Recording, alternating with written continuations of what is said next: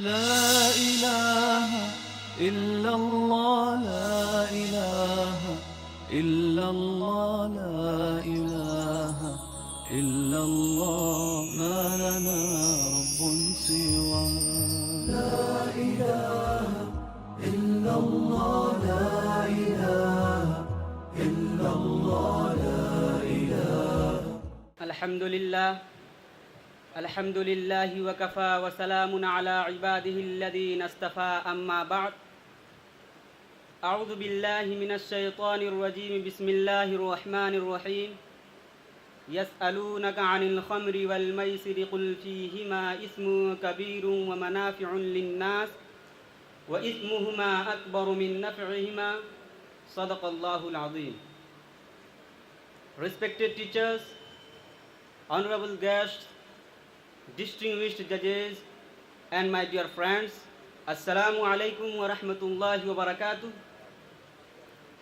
It's a golden opportunity for me to speak some words on the topic of co-education system in the sight of Islam before you.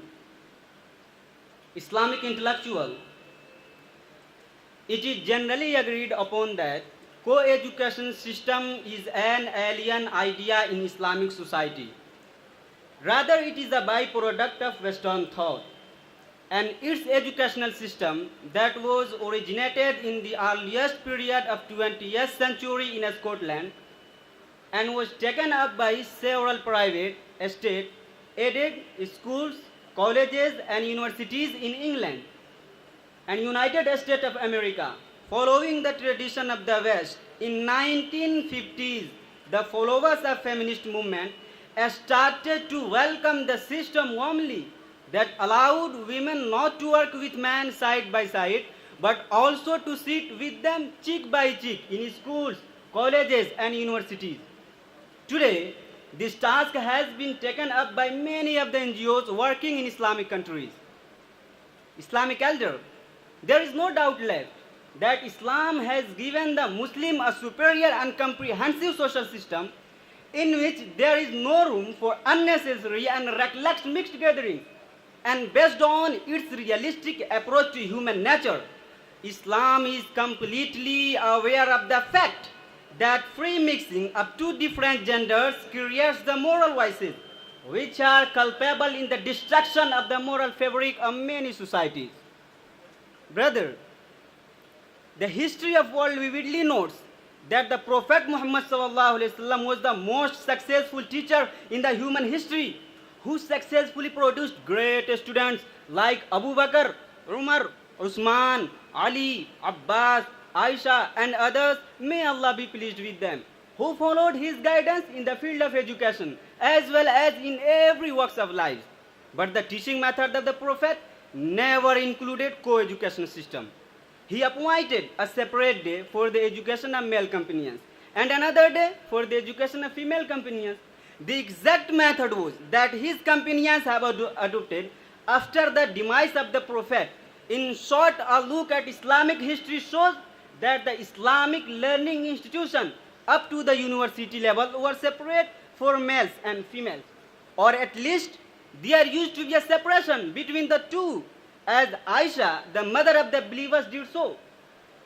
Islamic elder, besides it, it is reality that according to the both Islamic point of view and modern science research report, men and women have biological, emotional and psychological different traits that results in number of two different genders creates the moral vices.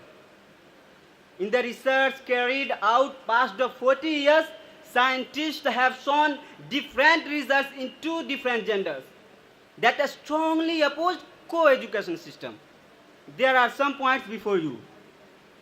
Firstly, due to the nature of their brains, girls require a relaxed and soft environment for studying, while due to the makeup of their brains, boys need discipline and their ability to be sharpened.